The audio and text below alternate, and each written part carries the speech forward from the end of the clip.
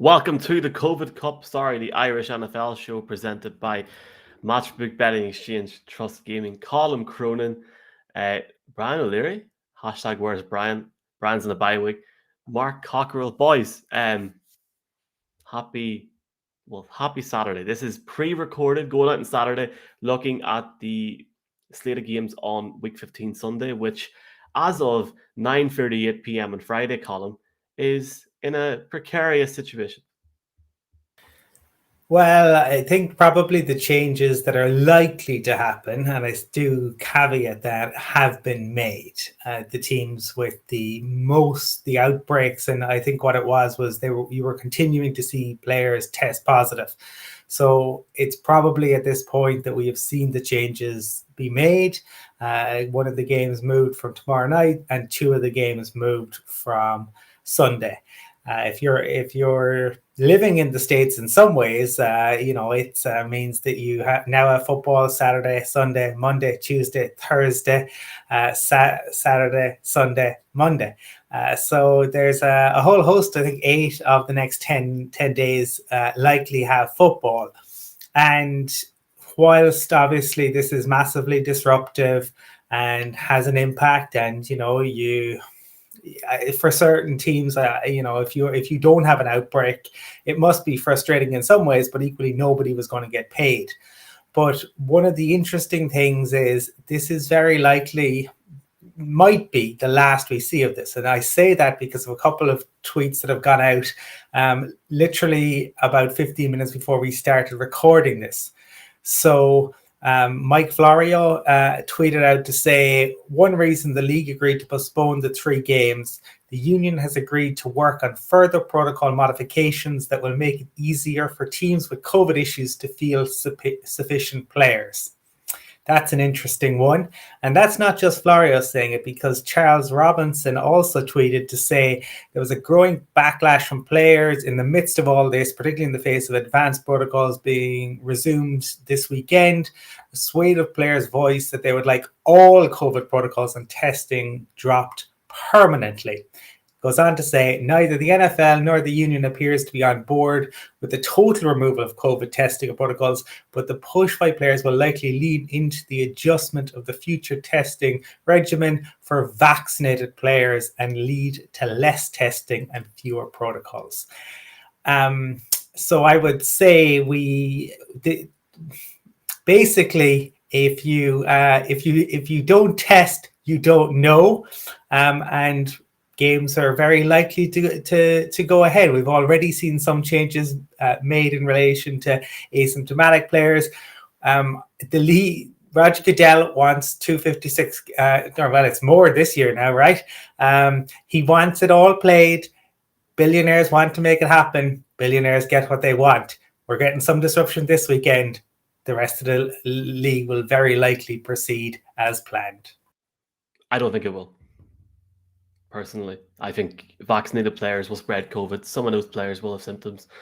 I think we're in trouble here personally, and I think the non-adherence by certain teams has just happened. I don't want to get into it too much, Mark. I think you need to set a precedent. A precedent was set last season. Games weren't moved for certain teams, and the Raiders have been done one this weekend. If you're the Las Vegas Raiders standing apparently at McCarran Airport, you've been shafted. It's a joke. Am I wrong? Yeah, you are, because last year they did set the precedence, and that was that games did get moved. And the only game that didn't necessarily get moved was one where the team failed to comply with the protocols appropriately, so the league punished them. It gets about as simple as that. They did make adjustments to make sure that the games progressed as normal. They're going to do the same thing. And I'm actually entirely with Colin on this. I mean, the United States has a history, shall we say, of don't ask, don't tell about certain things. And I have a feeling that the NFL is going to be moving rather swiftly to that kind of mantra, almost in a Boris Johnson type ignorance of COVID. What's that now? And we should be fine, shouldn't we? It's almost like bucking a Downing Street party or things like that. And Roger Goodell, bear in mind, can't lose a by-election. So there's 3 political references in 5 minutes to keep people happy. But still, he can't lose by election, and the show must go on. The TV contracts must go on. And that is what is going to be dominant, and they are going to get through it. Frankly, I think Brian or Colin said it on the show the other night. There's a couple of weeks to get through. After that, you're dealing with reduced teams. You potentially can impose bubbles and things like that to ensure the postseason isn't affected, because you're dealing with a smaller quantum of people. Maybe you don't do it in the first round, but for the championship games or something like that you can start to impose even greater restrictions. Yes, it's the COVID Cup. Yes, it's the impact of Omicron. And yes, there will still be delineation between vaccinated and unvaccinated players. Right or wrong, whatever your beliefs are in relation to it, I think they've set the scene really clearly in that regard. But it's chaos as well. Don't get me wrong, it's absolute chaos. Think about even the Christmas schedule and moving games to Tuesday, what that's going to do to the teams playing the following week in terms of creating a new short week for them. So if your team's affected, we're sorry, but for a fan, you were saying it, we're going to have lots more football on. We're going to have lots more days when you can watch football. We're going to have a Monday night game at 10 o'clock our time. So it's not all bad, Michael. See the silver lining in the cloud. Am I cursed? Is this my fault? You're totally cursed, because even you're the voice of doom there going, oh, it's not going to happen. I seem to remember when we started this show over a year ago, it was like, the whole season won't be played. Games will be cancelled. We won't get the full 17 games. London game will be cancelled. Now, it's well, look, I would say what I found interesting was Roger Goodell issued a memo. And if you look in the memo, he says that essentially he says, this week is a big mess. I promise you that from next week onwards, the games are going to go ahead. And I would say that he would not have issued that without talking to the owners. So I would say we're probably looking to get back on track after. And, it has absolutely been a mess. It's been an insane week. I mean, we're used to crazy weeks in the NFL, but this has just been one thing after the next. And we're going to get into the games. But like what got lost in some of this was Florio went on Dan Patrick's show and said that in relation to Deshaun Watson, that 18 of the 22 cases were going to get sorted, but there were 4 that weren't, and that's why it didn't happen. And that has got no play today. That all still has to play out. You still have all of that going on, but obviously the games are what we are here to talk about. Yeah, of course. Michael, and obviously, Mark, I don't think I said at one point in the off-season about maybe the season not going through fully. The season will. I mean, look, aliens could invade the US and the NFL game on a Sunday would still happen. I just, I think it's a fair explanation to have. I personally think the Raiders have been shafted. It's not their fault what's going on. But it's funny, though, and this is the last point I'll say on this. It is funny. You had a few weeks ago the OBJ situation where Daddy was tweeting or going on his gram, and then he hit Baker last night on Twitter. So I'd love to work for the Browns because clearly you seem to get what you want eventually. So maybe I should just get a job there and move it up. Look, next week it's great because there's no way those games can go ahead on those set days. They're going to have to move some of them. So for us, over Christmas as fans, we're going to have extra games. I'm sure that certain TV providers in Ireland and in the UK will show those extra games because as of this recording right now, DAZN, ProSieben, and other countries in Europe have announced they're showing every game on Monday and Tuesday this week. So I'm looking forward to that. And I have nothing more to say in the matter apart from I hope everybody's doing well, staying safe. And if they cancel the Bears-Vikings game, I'm never coming on this show ever again. It was always going to be the week you were going over, Michael. But look, if aliens came to land, don't tell Aaron Rodgers. I think he believes they've already come. So, just keep that under the radar. And secondly, it's Power Rock Week this week. And as Queen used to sing, the show must go on. So that's what's going to happen. If aliens arrive, I say we put Aaron Donald out front and we all stand behind him. I was just typing something there. I'm not finished. We're not finished with this conversation. We'll talk about this conversation during the off season at some point. Very quickly, we obviously put a show out last night with Polly Clifford. One element of that show was obviously, at the time recording, we believe the Browns game would be on Saturday night. It's not. This show is going out Saturday lunchtime. We're going to roll through the picks here in a second. But obviously, we got the Patriots against the Colts again tonight. I'm taking the Colts. Colm, you're taking Patriots. Mark, you've got the... Please. Brian has got the Colts. Why? Because as of right now, it's on live right now. You can go on to our social pages and also on YouTube and podcast and listen back to that there. First part of the show is potty. Last part of the show is tonight's game. Tonight's game is on late. I'm going to be in the States, so hopefully these boys can be in bed and I can tweet about it. But let's get into the action. So that should be a great game tonight. Hopefully Mark has an awful Sunday morning and we can talk about that at some point. Right. Enjoy the game, Mark. And Patriots here. Patriots Colts fans must be buzzing because they've got a game over. And presume we're not going to talk about Thursday Night Football. We're not going to talk about the late holding call, DPI call. Hopefully that player is okay for the Chargers. That was an awful situation, but great game. Yeah, I think we're all in agreement there. It wasn't the cold that wasn't the reason he was shaking, Joe Buck. Ridiculous. And yeah, look, in relation, Michael, we talked about it at the Bucks and Bills game, and I was going to mention it actually in relation to the Bills, but it's relevant here now. So Bills Mafia, great moment. They spent the week raising money for a visual impairment organization and donated on behalf of NFL referees, which was a fitting tribute to some of the decisions that we have seen this year. Lovely. Mark, we actually have a segment from Brian, which we'll play it towards the end of the show. But are you happy to move on, or do you want to make a quick comment on Thursday Night Football? Great game. Yeah, no, two quick comments actually. When we would have pre-recorded and talked about the Colts game, for example, and the Pats game, one notable absentee, which has been announced today, is that Damian Harris won't play for the Pats tonight. So the hamstring gone there, that is a loss. That's a big loss. But hopefully Ramondre Stevenson for Pats fans will step up, whereas Colts, with their stingy defense, especially led by Darius Leonard, will be licking their lips and very happy about that point of information. Thursday Night Football, it was a cracking game. I mean, it was an absolute bonkers game in many respects. When your lead kickoff goes and gets an 80-yard return, but then falls over his own feet trying to line up his last block, it's going to be a crazy game. When the Chargers set a record for the first team, I think in history, I remember seeing the stat, or the first team since 1970 to get stopped on first and goal within the 5-yard line twice within the first half and go for it on fourth and goal both times and fail. In the first team since the 1986 San Diego Chargers. That's the stat, and it was against the Kansas City Chiefs. Yes, it was. Exactly 37 years apart. That's what it was, which was the last time that occurred. To the day. Bizarre land. I mean, you've got to applaud Brandon Staley in one respect. He's going to let his players play. He's going to trust in them. He's going to say, you go do it. I believe in you. I'm going for on fourth down.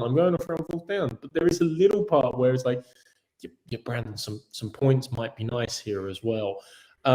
What's that fine line between aggression and taking the points when they're available?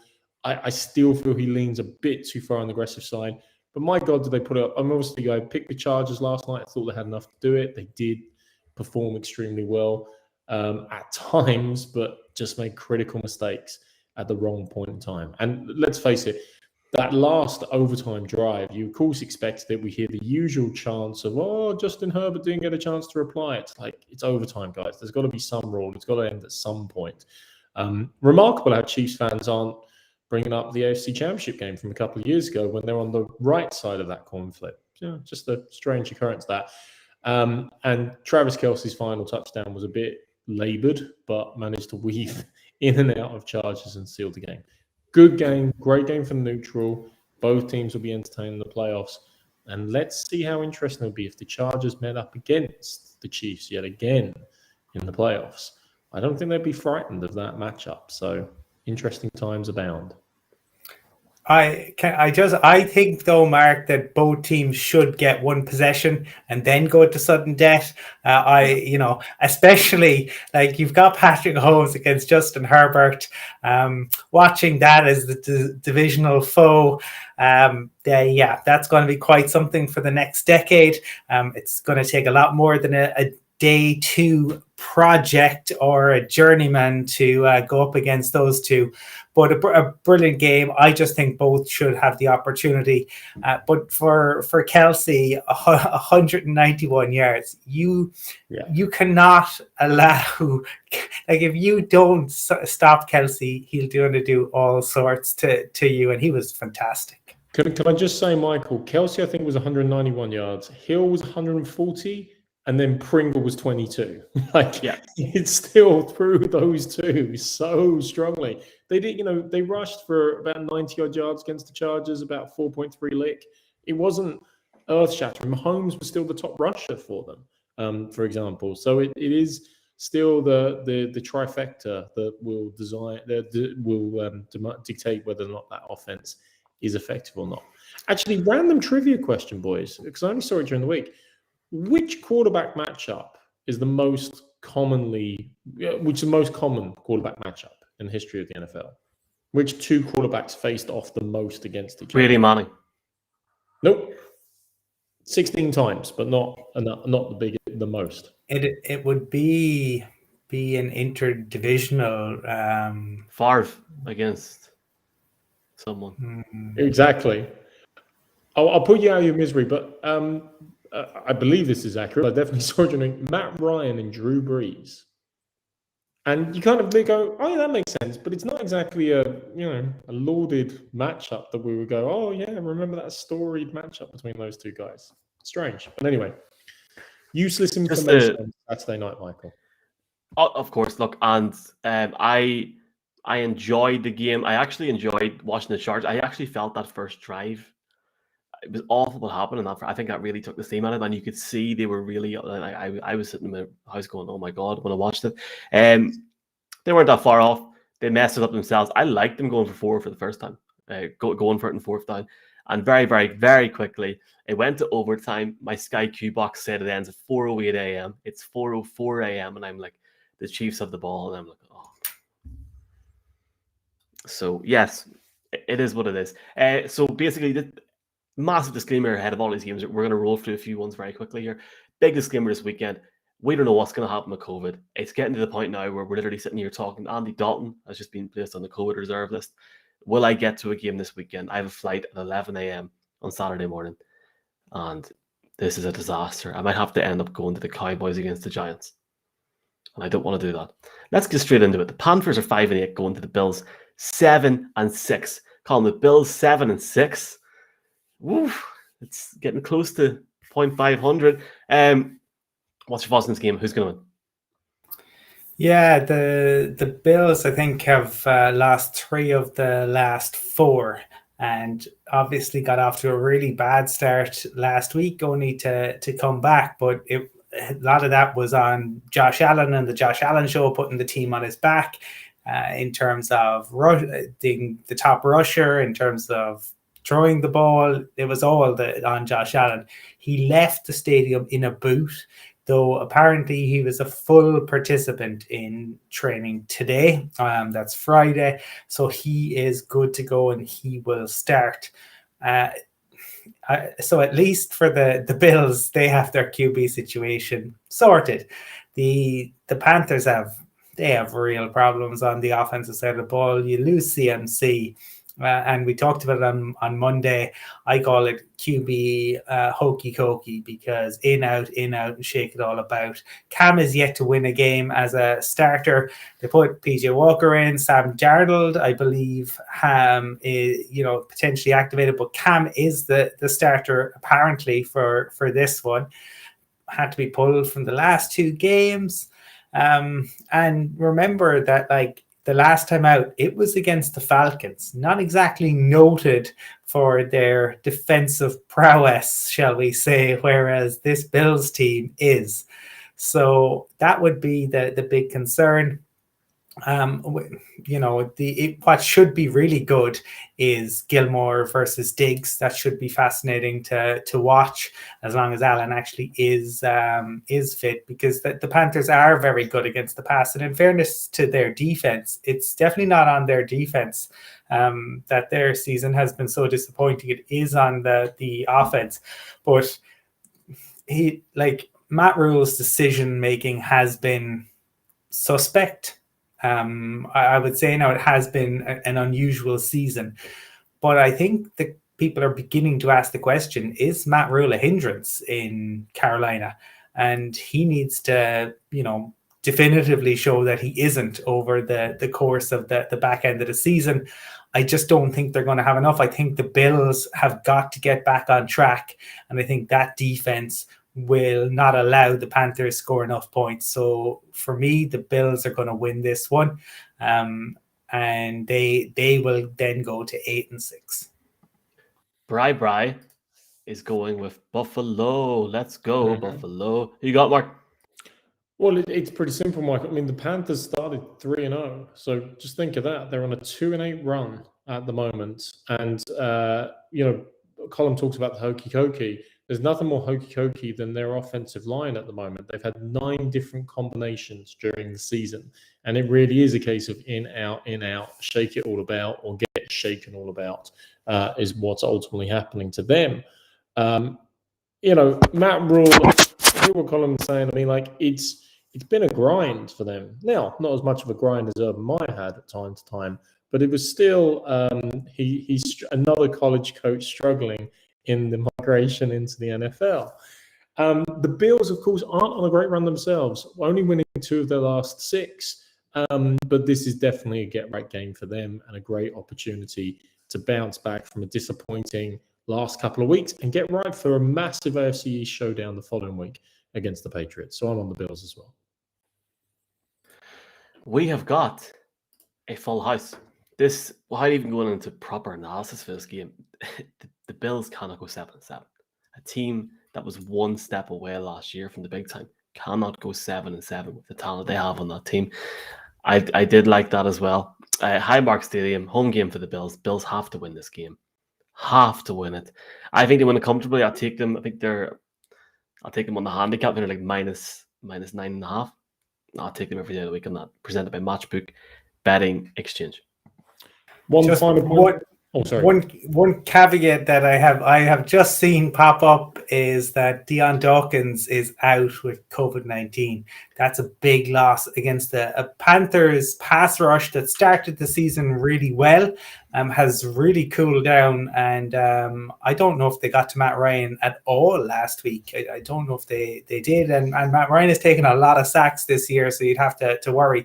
But losing Dawkins when you've got Brian Burns and Hassan Reddick, that would be something of a concern. Josh Allen better be fit because he might need to do a fair bit of running. That's a big loss, Dion Dublin out for the Florida game this week. Stairs leading up to your bedrooms, Mark. There was definitely a rock song about "Run for Your Life" by Steppenwolf, I think. So there's your rock reference. But one thing is the caveat I would make is remember the Bills lost to the Jags, and if they lost to the Jags, they can literally lose to anyone. But Sean McDermott is going back against his old team. Brandon Beane obviously was an executive there for a number of years. These guys would have highlighted this game right at the start of the season, and there's no way that McDermott wants to lose to the Panthers. So can't see it, but who knows? Yes, sir. We have got the Cardinals going up against the binary Lions. 1-1-1-1. Colin, who have you got in this game? I like what Dan Campbell's doing. I know it's going to take time. Yeah, look, I think for the Lions, they just don't have the players. And in fairness to the Lions, we're seeing the games get changed this weekend, right? The Lions had 21 players on out last weekend. So Dan Campbell could definitely make a fair point and say, if Washington, if the Browns, and if the Rams are getting moved, what about us? But that's the issue. I think for them is they just don't have the roster there. They are playing for Dan Campbell. They clearly like him. But it's tough slogging, and they played well for a quarter and a half, you'd say, last weekend against Denver, and then the gulf in quality just showed, and they kind of fell away. For the Cards, though, they're without D-Hop until the NFC Championship game at best. So it's really going to be probably the AJ Green show and Christian Kirk, you would imagine. I mean, the Cards did lose as well, but they lost to the Rams, and ultimately it was the penalties that cost them, because Matt Prater does a really good onside kick. They have the opportunity. Penalties kill them. The way to get at this Cards team is, unless you have Matthew Stafford and the Cooper Kupp, you can get at them on the ground, I feel. But the Lions don't have the players. Craig Reynolds, who I heard was nicknamed Netflix, because apparently when he got the call to come in, he was on the couch. He's been nicknamed Netflix as a result. So he has been grinding for years to get a chance. He did get a chance against the Broncos, and he did what he could. He will get another opportunity. It's great to see that kind of storyline in the league of somebody who has kind of been trying to break in for years and years, and finally, after 4 or 5 years knocking on the door, gets the opportunity to actually be a starter. So I hope he does well. But the Cardinals are going to want to bounce back after the disappointment of losing to the Rams. I think they will do, and they go 11-3. The Lions binary number there, Michael, is 15. 1111 is 15 in total. 15 was the name of a song by Taylor Swift, and that would have been a lovely lead-in to DeAndre Swift. But the problem is he's not playing. So that whole Taylor DeAndre reference kind of goes out the window. But he's not playing. Tell you someone else who isn't playing. TJ Hawkinson's now gone season-ending IR in Detroit. You start to look around, and Jared Goff has not had a good season down there. It's like, well, even if they could take advantage of some of the people missing for the Cards, James Conner's ankle injury is day-to-day, and obviously, as Colin alluded to, D-Hop's out. Who they got? Where is it coming from?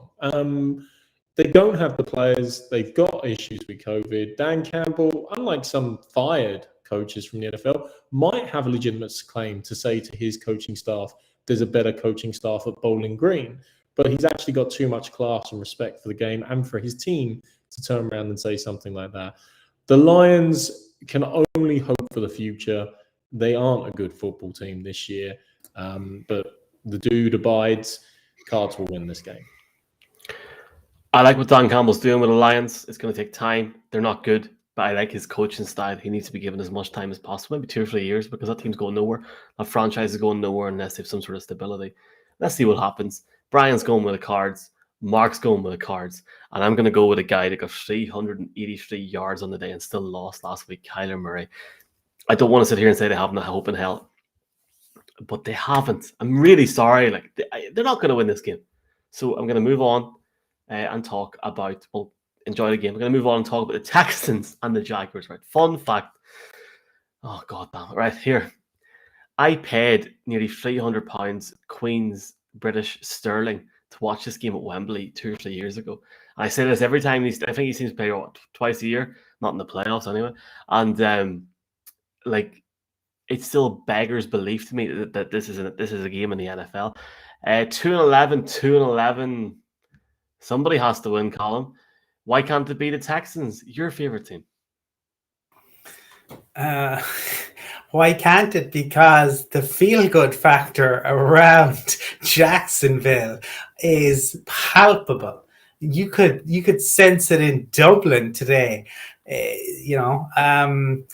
Sarah Palin can see Russia from her house, and you could feel how Jacksonville, every single player who has taken to the podium has looked reborn, looked re-energized. The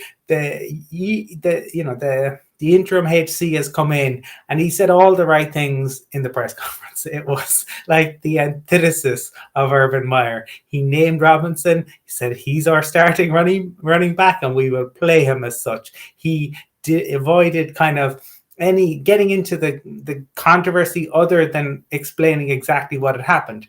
Urban had left the building, not come back. I presume somebody will be tasked with packing his stuff into a box and sending it to a bar in Ohio for him to pick up at some point. But I just think that what you're looking at is a side who are going to be free from that. I mean, we know now that he was kicking players in training in August. I mean, is it any? It's a wonder that they performed at all. Like, you know, we've heard about all the arguments about players walking out. We know that it was Marvin Jones giving out the game ball in London. I'm really interested to see the impact, both in terms of Trevor Lawrence, who's been disappointing, you would have to say overall, 9 touchdowns, 14 interceptions. Want to see what it means for Robinson, and want to see what it means for the defense. But it's not like, you know, they're going to be magically transformed. I mean, they may get a performance, but they're going to struggle over the course of the rest of the season. I do think that they will have enough to get to Davis Mills, and that will cause problems for the Texans. I'm going to go with the Jags to get the bounce and to beat the Texans. And the Texans, it'll be the Texans and the Lions, I think, in the running for that first overall pick. Gents, I mean, this is almost in historic levels of ineptitude. The scoring, offense and defense of both these teams. The Texans' offense is 32 in scoring. Jags' offense is 31. Texans' defense is 29 in scoring, but 31 in for the Jags. It's bad. Like it's really, really bad. This is not a good matchup. These are not two good teams. The records are exactly what they show. If you're going historically, the Texans, I think, have won the last 7 matchups against the Jags. So they will feel that they're bunny. But I mean, who is in those games? Like, most of the players that played them are completely irrelevant to the game we have before us. Texans will probably have the best player on the pitch in many respects in Brandon Cooks. Although the Jags might point to a certain Mr. Lawrence or others, and even James Robinson in relation to this. So there's definitely different ways you could take this. But for me, the breath of fresh air just to escape the tyranny, and it was tyranny, of Urban Meyer. I mean, do you know what? The Texans aren't Alabama. That's for sure, Urban. But, one of the great lines I saw is, Urban found it difficult to win games when the other team also paid its players. So, with that in mind, and with the relief of the Jaguars, I'll go with them to win this one. Okay, who is the author of that remark? Because that is fantastic. I can't honestly remember. I saw it and I loved it. I wish I could give it due credit. It certainly isn't me, Colin, but I thought it was beautiful. Brian is taking the Jaguars. Let's never forget about Josh Lambo. Do you know what? What I might do is I might smash into somebody just to make me feel better. Just to make me feel better. Well, I'll tell you what, Urban Meyer boys, Louis Walsh could have done a better job at coaching the Jaguars team. You look like a kicker. You kick like a kicker. You're a born kicker. That's all he had to say. He didn't kick him. He didn't have to do anything. Look, there are fan pages out there. There's Houston Texans Ireland. There's a Irish Jaguar who we need to get in the show at some point over the next few weeks. Only found his profile the other day. The reality is, I don't care about this game at all. But I do think the Jaguars will win the game and move to 3-11. I think the feel-good factor, as you boys said, will be there. Laviska Shenault, is he playing? Is he playing? I'm going to pick him up in my fantasy team this week. Brian's not in fantasy semi-finals, just in case anyone cares. You in that league, Mark? No? No, Michael. And do you know no one cares about your fantasy team? But that's another one. The only thing more annoying about fantasy is people talking about their fantasy teams. Okay, well, I still think it's more interesting in this game. I'm going with the Jaguars. And Urban, it's been real. Do you remember the time we were chatting to him in the press conference column, and he looked like he looked like he was great crack. In that press conference, he looked like he was having great crack. Fast forward 2 weeks later, and he was in some sort of bar in like Alabama, or I don't know, where was that again? Where was the That was up in Ohio. Ohio? Okay, right. From one good game to another good game, we have got the New York Jets, and insert name here at quarterback. I'm only joking. Zach Wilson's back, yeah, 3-10. Dolphins 6-7. Interesting record for the Dolphins. I would say by this point, Mark, that the AFC East may be gone for Miami. Yeah, I think the AFC East is gone, but a wild card is not out of the question necessarily. I mean, there are a bunch of teams we said before on 7-6 there, but the Dolphins at 6-7 are not out of the woods and not out of the hunt. So they need to finish the games. They need to finish against the Jets, and I think they will. I've picked the Dolphins on this. I don't rate the Jets organization or Zach Wilson sufficiently, and I do rate what the Dolphins are doing. Who have you got? It's been a very tough year for Zach Wilson. It really, really has. And 6 touchdowns, 11 interceptions, sacked 3+ times, at least 3 times on every single start. You know, it just hasn't gone the way they wanted it to go. And I don't think it's going to get any easier against a blitz-happy Dolphins team. The Dolphins really came to life in the game against the Ravens, I feel, and they found their mojo on defense, and they have just made life so difficult for quarterbacks since then. The Dolphins still have issues, absolutely, but this is a team coming off of 5 straight wins, and Tua has been playing really well. Gesicki and Jalen Waddle are, his 2 main guys, and Waddle has been fantastic this year. He has absolutely taken to the league like the proverbial duck to water. I just think that they are going to shut the Jets down. The issue for the Jets in particular has been the scoring points. They a couple of weeks ago against the Eagles, they scored 18 before the half, and that was the most they've scored all season. They then obviously fell off after that.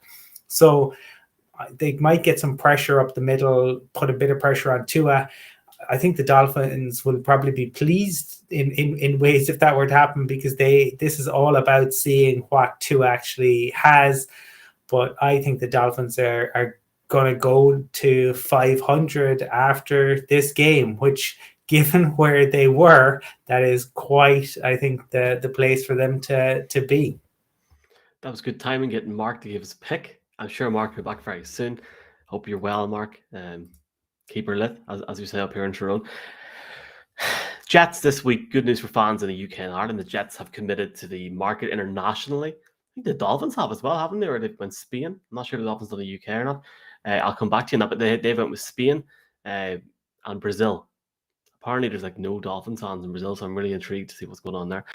The Jets, I just can't see how they're going to get a win in this game. Jalen Waddle, 90 for 9 or 9 for 90 last week, 90 yards. He's looked really, really good, and I think Tua will just turn it on against the Jets. And honestly, I think the defense will have this game over early. It's even Howard if he's playing. Like this is the problem this week with picks. I literally don't know who's in or out with COVID, so I'm presuming these guys are playing. As long as Tua is playing, as long as he's got some sort of receiver to give it to, or if he can give it to Myles Gaskin, they should win this game. Maybe like 21-10. Is that fair enough? Yeah. Do you agree with that? Yeah, I think something in that region is probably what you're looking at. Yeah. Okay, happy days. He's back. I think he's on mute, but it's all good. But he's here. The next game, let's just bring Brian in very quickly on this. And sorry I couldn't be with you tonight for the show. I should be back on Monday reviewing a crazy week 15. 3 really, really big games in particular for me this weekend. First of all, obviously Saturday night, Mark's Patriots trying to keep up with the Chiefs. for that number 1 seed. Then on Sunday we've got the Titans, who are also in the running for that number 1 seed, going to the Steelers. Steelers who will be looking to bounce back off that difficult loss last week in Minnesota. On the NFC side, I suppose the standout game of the weekend has to be the Packers going to the Ravens against another AFC side. Packers are in form. Rodgers, despite that toe injury, still looks like he's potentially going to be in another MVP season. Will the Ravens have Lamar Jackson back? It's touch and go whether he'll play. I still feel the Packers will have more than enough to keep hold of that number 1 seed, which they got after Cardinals loss on Monday night. And finally, I just want to wish Colin a happy birthday. Congratulations, Colin. Welcome to the 40s Club. I've made a commitment to go out and celebrate your birthday, and that's the reason why I'm not there this evening. Happy birthday, mate, and enjoy the show. Talk to you on.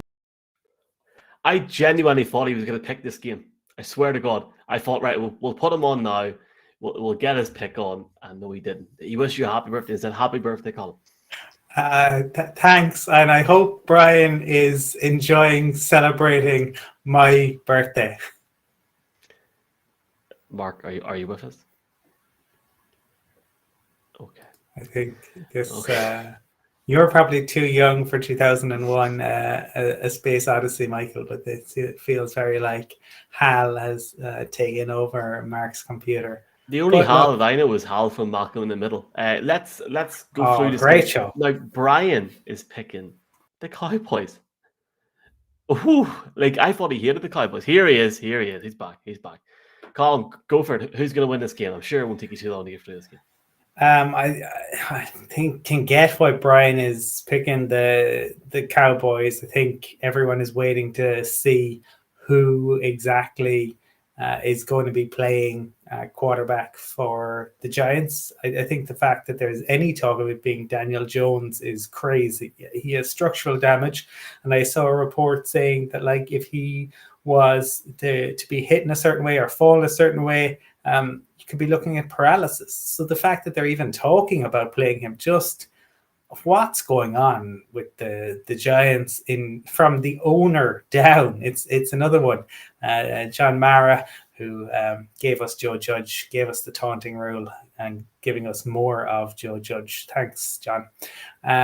This for me, I suppose, two things from this game realistically, because these are two teams kind of headed in different directions.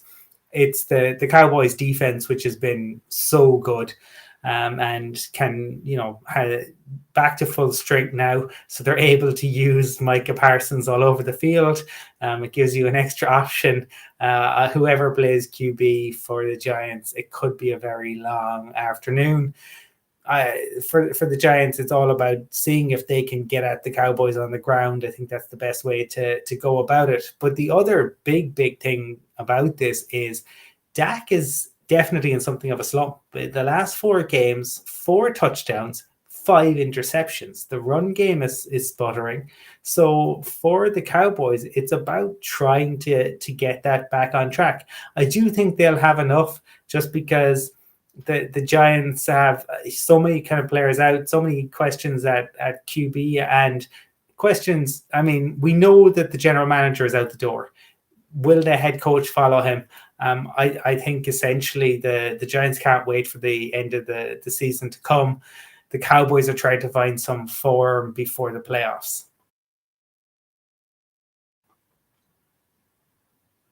Gents, I mean, this is rather straightforward. Like, you saw it last week. Neville Gallimore back. Randy Gregory getting the key forced fumble. Micah Parsons doing Micah Parsons things, which we all now start to expect, even after only 13 games in his career.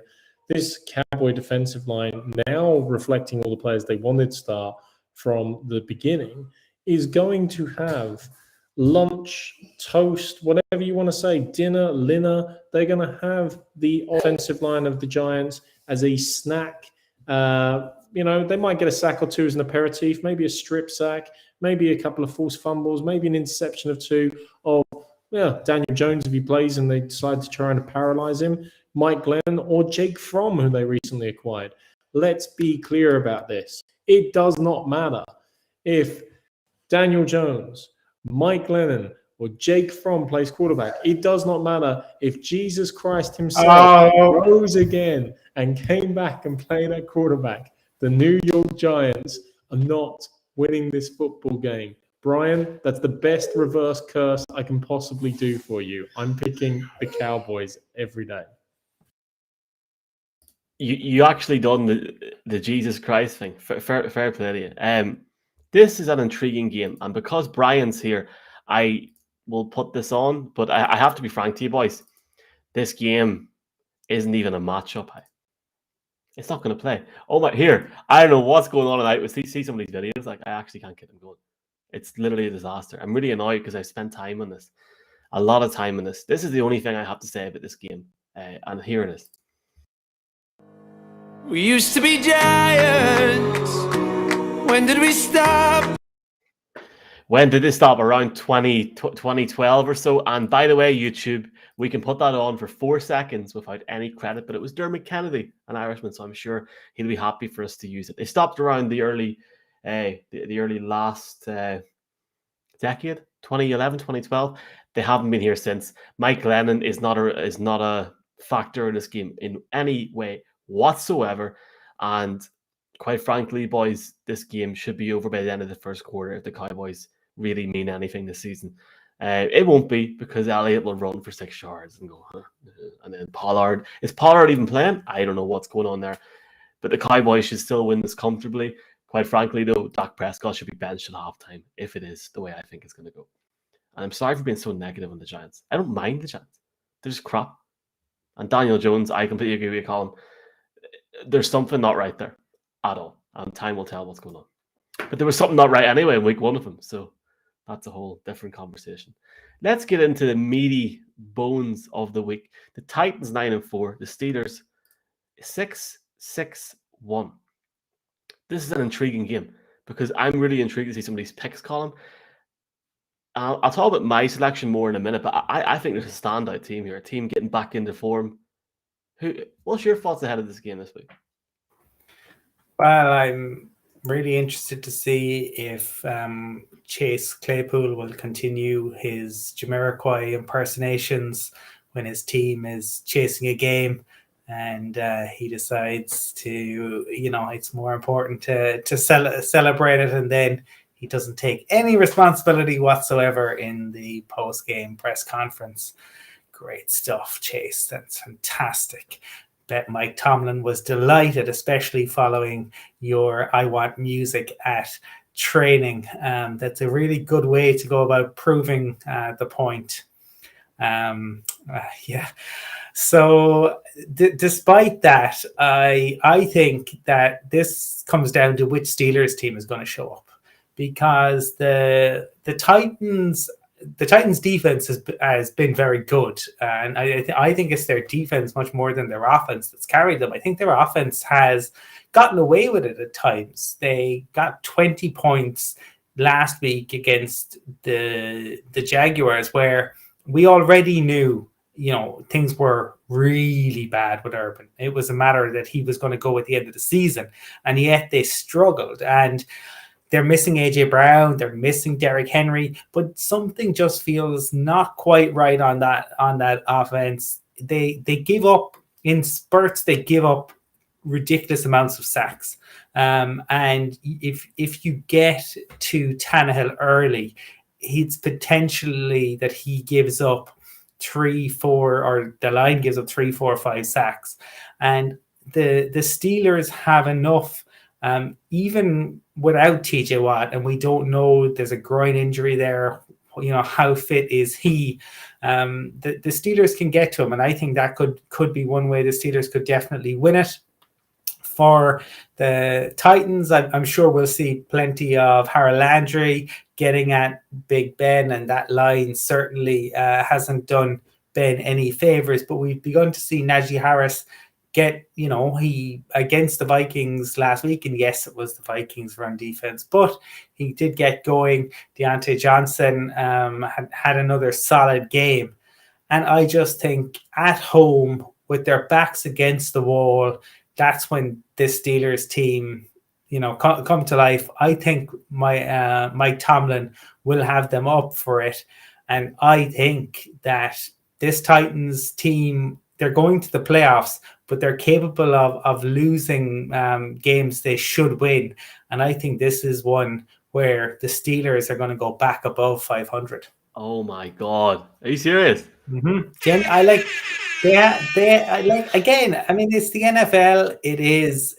This is a Titans team that have a number of injuries. They have lost the best running back in the game, and they've lost their number one wide receiver.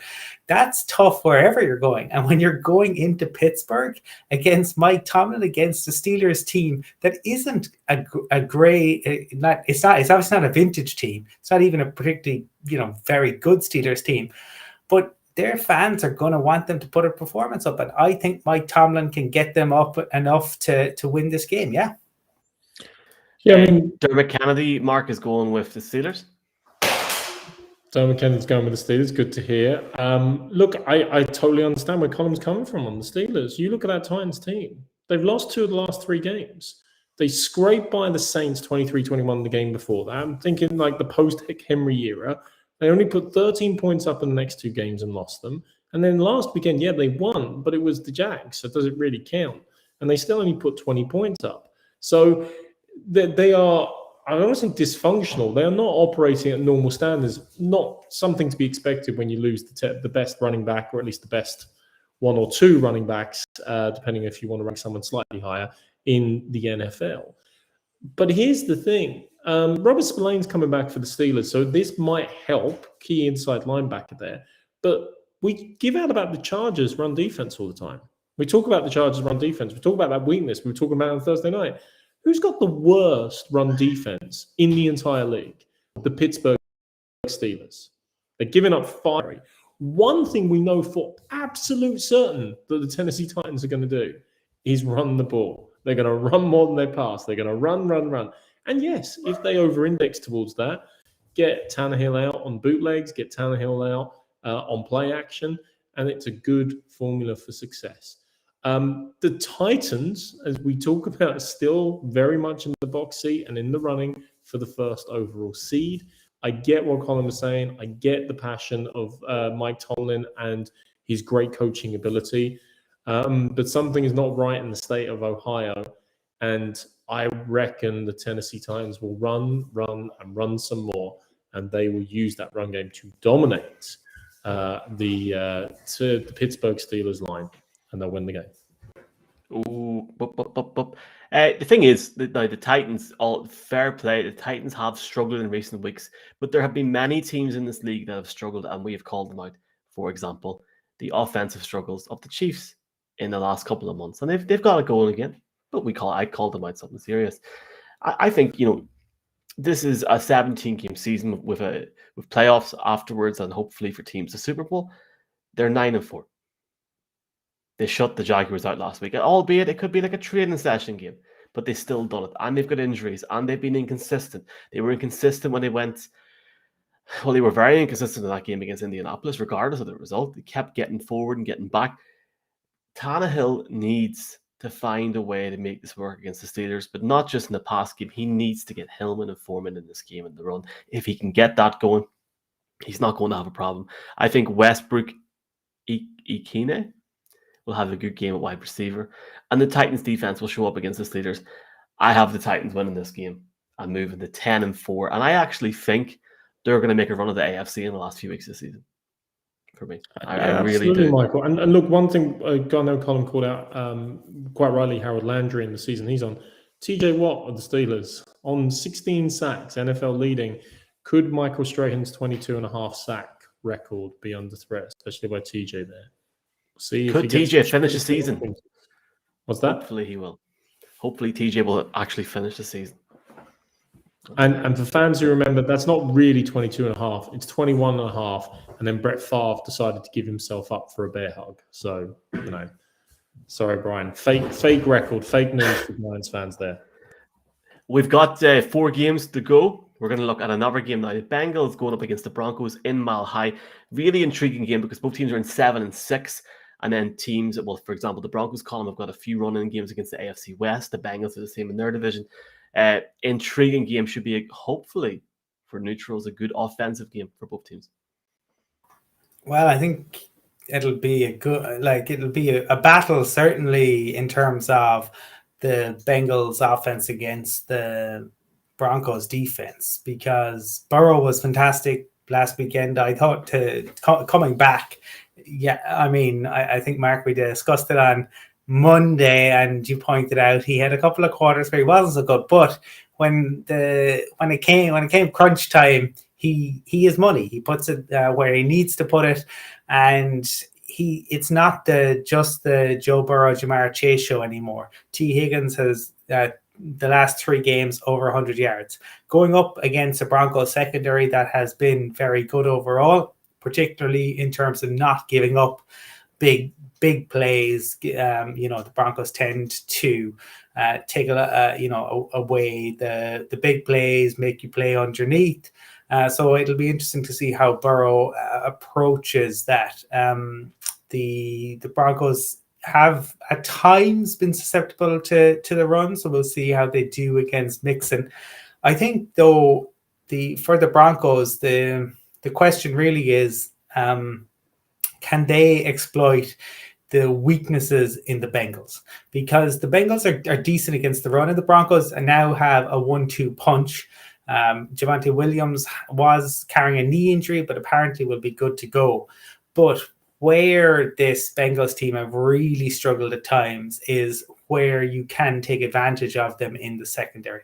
And that's what teams have been able to do. That's what Mike White was able to do. I think this is where the Broncos have paid a lot of money for their wide receivers. Their young tight ends are highly regarded.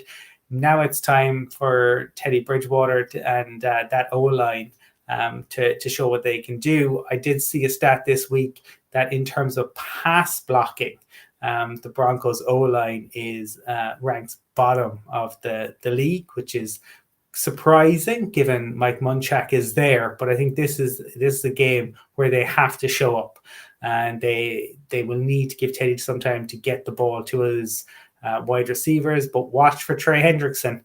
He's on a 9-game streak where he has at least 1 sack, and I'm sure he will be looking to add to that. Because it's that mile high, I'm going to go with the Broncos, but this really is a game where winner advances and is in with a shot. I would only say a shot of the playoffs, but the loser goes home. A centaur from Greek mythology was a half man and half horse. And if you could take these 2 teams and take Joe Burrow and put him into the Broncos lineup, I think you'd have a team that could win not only the AFC West, but actually the AFC North and probably the AFC East and the AFC South for good measure. He is a fantastic talent in column. Yes, I mean, that fourth quarter, I was purring watching him, because sometimes it's after not having a great performance, can you do it when it really matters? And he's proven time and time again, even in his short career, that he can.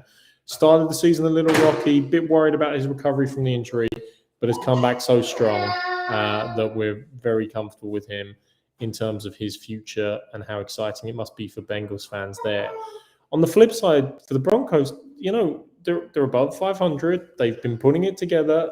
Very talented young running back, and starting to build something you'd like to think under George Patton and what they're developing. I still think you need a new head coach. You definitely need a new quarterback. And in that regard, this is a flip 'em game. I mean, I can make a really strong argument for either side to win. And you're right, this is actually one of the most fascinating games of the weekend because it is so much implications for the playoffs. Toss a coin if you're in any way conflicted. I tossed a coin. It came down for the Bengals, but it's not that I don't believe the Broncos can win. I just fancy Joe Mixon and, yes, the wonderful Joe Burrow to do enough. So I'll go Bengals. The thing I'll say is Joe Mixon, albeit he had 68 yards last week, he didn't really show up last week against the 49ers in many occasions. He was held, and I completely agree with you. I think if the Bengals are going to get ahead in this game, it's that combination of Jamar Chase, T. Higgins, Tyler Boyd, even Hendrickson as well in the defense. Look, this team, the Bengals team, are exciting. Which team do I think would go further in the playoffs if it was between these 2 teams? Honestly, the Bengals. I'm gonna put it out there because they have the quarterback, they have what can tick, but it's the Bengals. They may find a way to mess it up. Has Joe Burrow got the protection? I don't think he has in this game in Mile High. I think the Broncos defense are going to go at him, and I think Justin Simmons will have a really, really good day on Sunday. But the X factor in this game is Teddy Bridgewater. All you have to do is hand the ball off to Javonte Williams twice. Maybe second down, you can throw the ball. Just run the ball. That's all they have to do. And if Teddy can do a few short snap passes in regards to maybe Jerry Jeudy, Cortland Sutton, Alberto, they'll be fine because the home fans will get them over the line in this game. Tight game. Broncos to win it 24-21 for me. And if the Broncos move to 8-6, I might have to book more flights in January. I think it's going to take a lot more than handing it off. That would be my concern. That this is a Bengals side that are very good against the run, very, very good against the run. And as Mark knows, I'm a big advocate of Javonte Williams. I think the kid has the potential to really go on to be a superstar. But it's going to be tough sledding against the Bengals side. It's going to need Teddy and Pat Shurmur to allow Teddy to take some shots tomorrow. That's what it's going to need. It's going to need Cortland Sutton and Tim Patrick and Jerry Jeudy showing up. The receivers should be there. We've heard them bigged up. It's time to deliver now if the Broncos are going to make a run at the playoffs. I fully agree with you. I do think this game is in. You win, you have a chance. If you lose, you're out. And I still think Vic Fangio needs to make the playoffs. On a personal note, sorry, Mark, go ahead. No, I was going to say I disagree with that. If they lose and they still win the last three, you finish 10-7. It's not completely dead at that stage. But yes, you're definitely against the 8 ball because you're losing a key tiebreaker against one of the teams you're potentially fighting over that wildcard spot for. I was just going to say, yes, the Bengals are very good against the run, and that's one of the things that leans me towards them. They're good against the run. If they can get the Broncos in third and long situations, Mr. Bridgewater, Mr. Hendrickson, we're talking about pass rushers having a good season. He's having a very good season for the Bengals. So that would be a concern there, gents. But look, great game ahead. Great game to watch. Raiders, Chargers, Chiefs for the Broncos last 3 games, not in that order. Ravens, Chiefs, Browns for the Bengals. Difficult end to the season for both teams.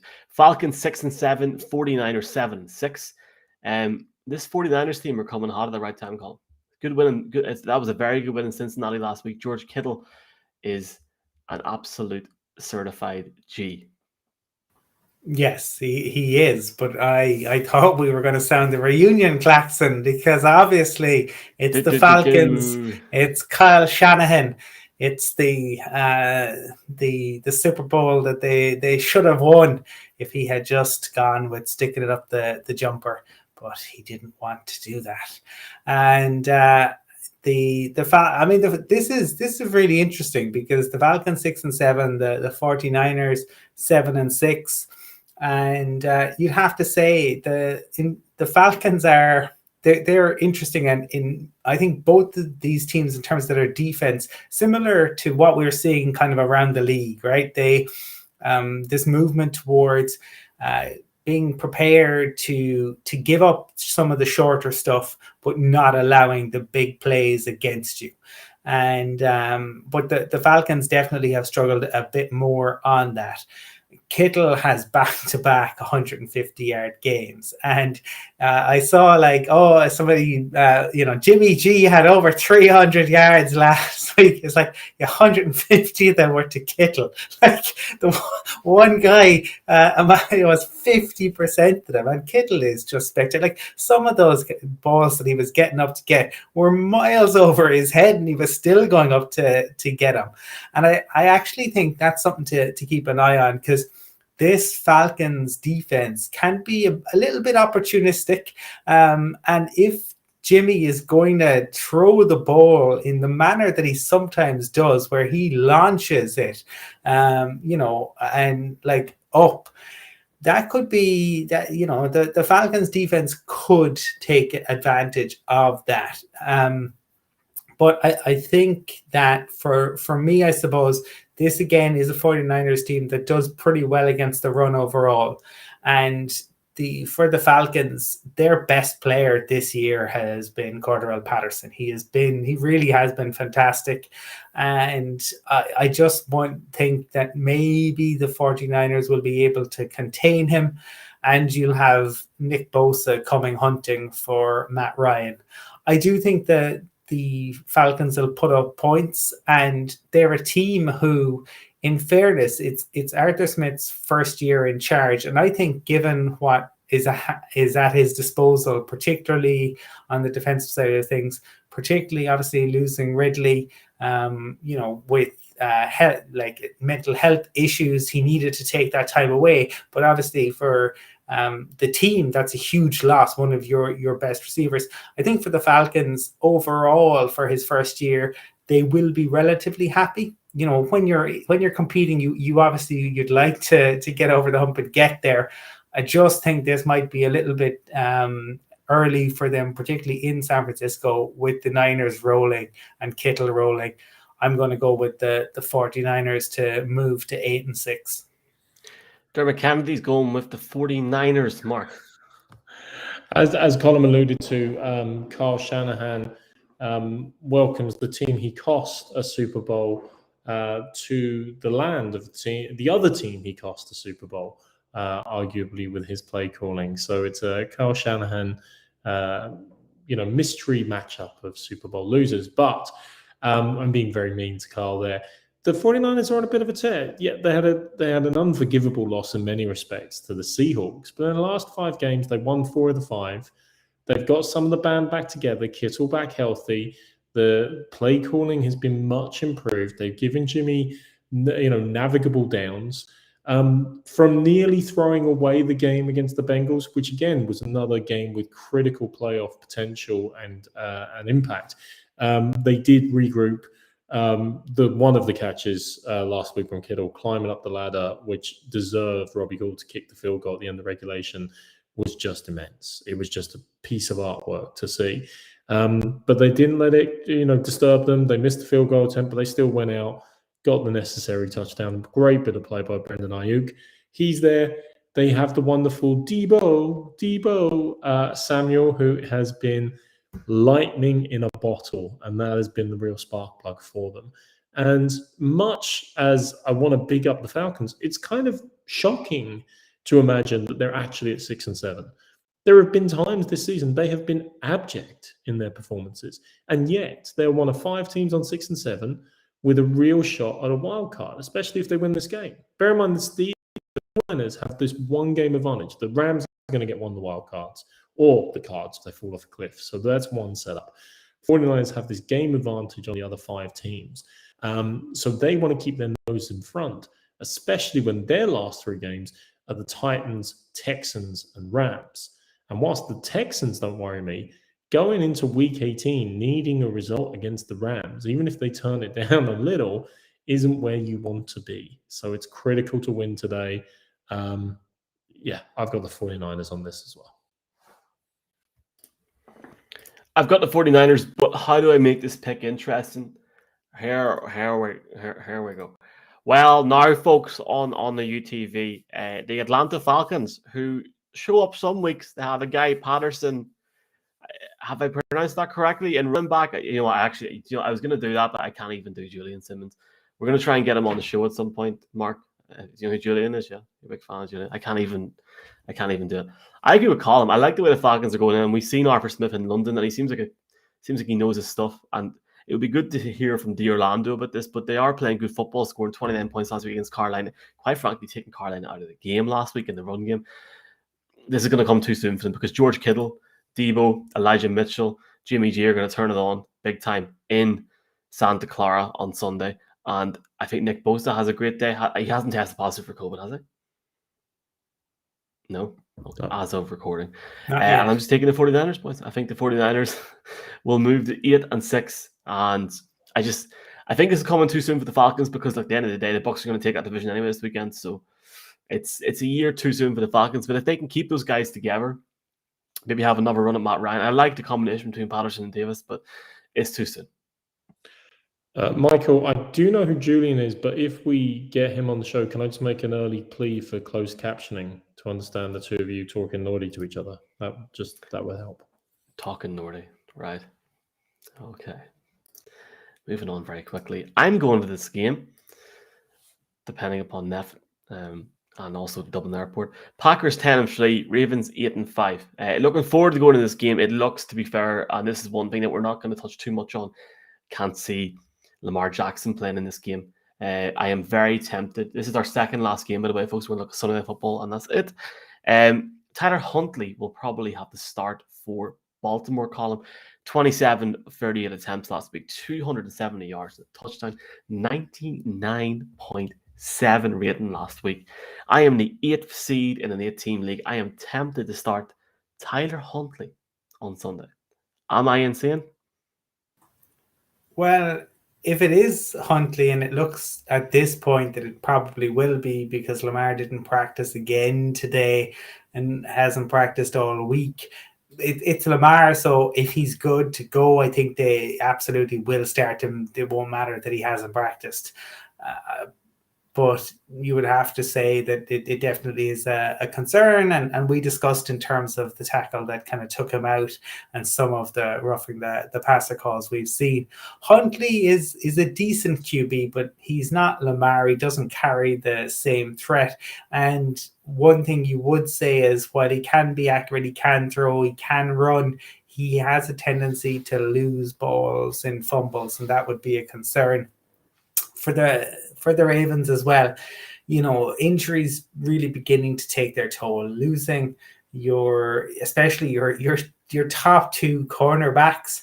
Even if I have issues with Marcus Peters and the way he sometimes conducts himself, he is a good player, and Marlon Humphreys can be a fantastic player. And going up against this Green Bay offense, Rodgers has 10 touchdowns and no interceptions in his past 3 games. The Ravens didn't have a single solitary sack last week. They, outside of Lamar, they don't really have a run game. And I think that the best, one of the ways like that Chicago got at the Packers last week was Justin Fields running. It was definitely a vulnerability for the Packers. So if Lamar isn't starting, that I think is an issue. I think the injuries have just caught up with the Ravens, and Derek Wolfe is another guy that we haven't probably talked about enough over the course of the season. A huge loss on their defensive line. I just think that the Packers will have too much. I no doubt the Ravens will play tough. We'll see some interesting things, but the Packers will have too much, and they have the real shot to be the number 1 seed and to have it all run through Lambeau. They are going to want that. So for me, that they will have too much for the Ravens. Big game, Mark. Darren is going with the Packers. Big game, Mark. It's a real pity that it looks as if Lamar Jackson won't play in this, because it would be it's going to be a good contest anyway. It'd be a really good contest, man, if this was both of them going up against the Sharks. I love the fact he's gone from being Dermot to Darren now. It's going to evolve during the rest of the show. But look, it's devastating if Lamar Jackson isn't playing. I mean, in fairness, you want to see the best play the best. And it sounds terrible, but the only kind of bright light I can give to the Ravens actually revolves to the injuries on the other side of this field. The Packers O-line. I mentioned it the other week. Jenkins and Tonyan are already out for the season. Bakhtiari's only just started practicing back. Billy Turner got injured last week, and his status is unknown at this time. They're down to the bootstraps.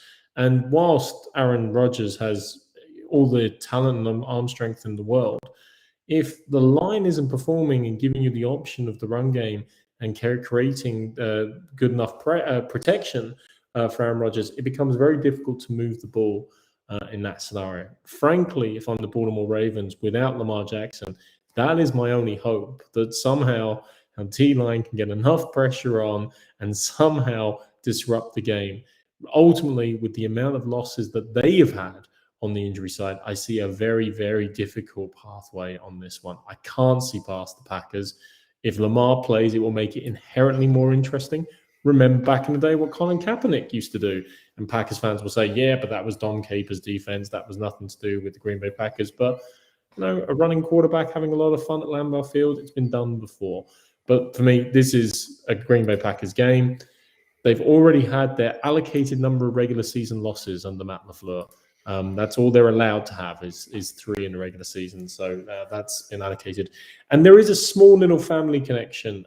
T. Martin, who's the receivers coach for the Ravens, he was actually one of the Brady 6, one of the quarterbacks drafted before Brady back in the day as well. But he coaches the wide receivers of the Ravens, but his son is actually Amari Rodgers, who's a wide receiver and punt returner for the Green Bay Packers. So a little bit of a familial connection. The Brady 6.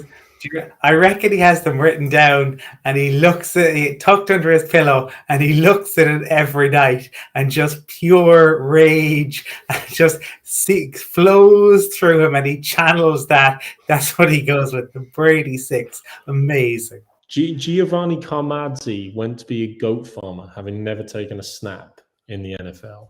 I'd say Brady looks at it, and you pick the goat farmer over me. He's home 49ers as well. Goat farmer might be delighted. To be honest, that might be the best place to be during a global pandemic, is on top of a mountain with a load of goats. Oh my God, this has went to weird and wonderful places tonight. Look, taking Lamar Jackson and Huntley out of it, let's look at both teams. Freeman, I have Freeman myself. I think he's a great player. 72 yards last week before he had far more than that. Latavius Murray can work well second and third down, share him with Freeman. Where it's interesting for me is I haven't seen enough of Marquise Brown yet in this season. I know he's had maybe 50, 60 yards last few games. He's very inconsistent in these sort of games. Will he get the ball? Will the ball go to him? I like Mark Andrews. He's consistent. Can the Ravens defense hold up against Jones, Adams, Lazard? We can go on here. This is an intriguing game. If Huntley can be efficient with the run handed off and getting the ball down the field, the Ravens could win this game.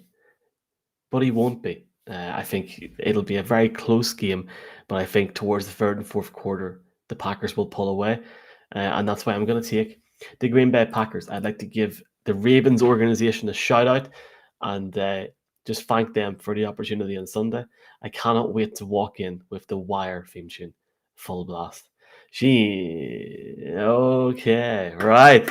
Finally, I've been waiting all day for this, quite literally. Seeing 6 and 7, Bucks 10 fleece, Sunday Night Football, Week 15. I see Michelle Tafoya column is leaving NBC this season along with Alan Michaels. End of an era. It could be an end of an era here for this division. Bucks are about to wrap it up. Well, yeah, because the most important person in the Saints organization has COVID and is very likely not going to be involved. Sean Payton is an amazing head coach. What he does with his QBs in terms of preparing them for games is similar in ways, though he does it the night before and they do the blue dot. I think it might be a different color, but he goes through and they look at the plays they're going to do. I know Bill Belichick does it on a Tuesday, Mark, where he says from a defensive point of view, he talks to his QBs, which I find really interesting. But losing Peyton and Peyton not having that ability to do that in person, I think is a huge issue for the Saints team. They'll play tough because, these teams don't like each other. And Lattimore in particular always seems to raise his game when they play the Bucks. The Saints got the win the last time out, and it was Trevor Siemian. But I think that the Bucks are, again, will feel that the number one seed is still definitely in play given everything that's gone on this year. So they will be playing for that. And Tom Brady, I think, no matter what it was, will be looking to win. I just think the Saints are too hampered at QB. What's carried them through the last couple of games was Taysom Hill running the ball rather than throwing the ball, and the Bucks are maybe not as good as they were last year, and we probably expected them to be at the same level. They mightn't be as good against the run, but they're still, I think, good enough. The Saints have a phenomenal run defense, but the Bucs, they have playoff Lenny who's arrived early, but that's not what they rely on. We know about their receiving core. Are the Saints capable of pulling off an upset? Absolutely. I just don't think they will. I think this is going to be the Bucs, and the Bucs and Brady are going to win yet another divisional title. Brian has selected Tampa Bay. Mark. Darren, good man. Anyway, the Mr. 700 is on course for the first time in his career as he currently, to set a new record. He currently leads the league in completions, attempts, yards, and touchdowns. And he's never led the league in all four of those categories. Generally, obviously, Mr. Breeze, a good old long-term Saint, would be in the way, particularly on the completions and indeed attempts. It's number one scoring offense. It's number one passing offense. It's number one overall offense. But they have never beaten the Saints in a regular season game under the stewardship of Tom Brady. So I think he'll be reminded of that once or twice.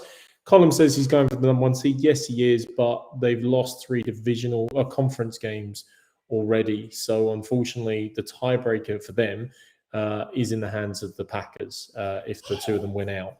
And looking at the rest of the Packers schedule, I think that might be beyond them.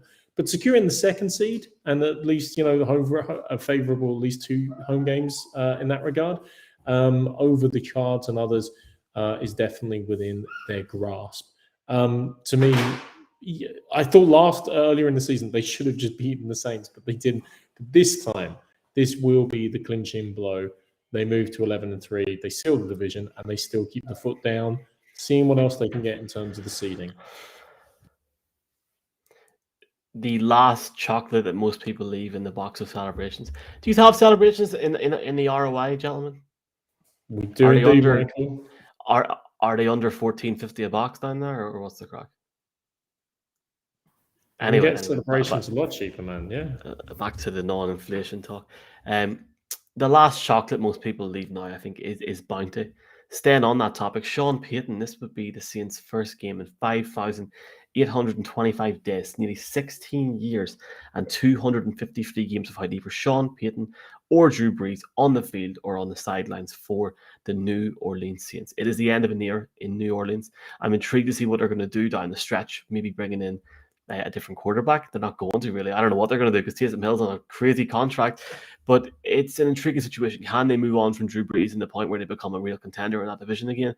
They're not going to be a contender in this game. Brady's going to rope the ball down to Mike Evans, Rob Gronkowski, Chris Godwin. Do I need to go on here? Who won it last week? Perriman. Come on, boys. This had to be the Sunday Night Football where I could watch it at a normal time. Didn't it? It had to be. Like, this game isn't like the Bucs are going to win this game. Yeah, I can't see any other situation in which the Saints win this game. Maybe if Brady gets food poisoning and Rob Gronkowski forgets to go on the bus, and all these things start going on. But no, look, the Bucs will win this game. The one thing I will say for the Saints is Brady was nowhere near good enough in the second half of last week's game. He is apparently, he is the GOAT, so he'll not do that 2 weeks in a row. He's going to be motivated, but he wasn't good enough in the second half of last week's game. The Bucs weren't good enough in the second half. 3 points last week in the second half, so they need to improve on that. But they'll move to 10-4. They'll win the division because Big Julian says so, boys. And that's it. Julian Simmons, Boris Johnson, politics, grief mythology, Brian, Dermot Kennedy, loads of different things. We have done it. Has anybody got any final words before we go away for another few days? Back on Monday night, boys. Yeah. Enjoy Sunday football, Saturday football, Monday football, and Tuesday football, everybody. 4 days. After the week we've had, what happens next? Do you want to guess right now? I'll tell you what's going to happen now. In my opinion, I think the Los Angeles Rams are going to have a huge COVID outbreak, even bigger than before. Odell Beckham tweeting negative with a big smiley face concerns me. especially after he's tested positive. That means you probably have it, Odell. But positive talk. There's loads of games on Sunday. Wherever you're watching it around the world, hope you enjoy the games. We're back apparently on Monday. I don't know if I'll be on or not, but we'll see the crack. A few games on Monday, a few games on Tuesday. We'll be here to cover it. Thanks everyone for the support last night with Poddy and the game. Enjoy the game tonight for the Patriots, unless you're a Patriots fan, Mark. I'm only joking. Yeah. Should be a great game, to be fair. Should be really, really good game between two great teams. And we will see you on Monday night. Enjoy week 15. And as it says at the bottom beside Mark's head, let's pray every game happens. Good night. Good afternoon. It's long fun. Ihuwa. Good luck.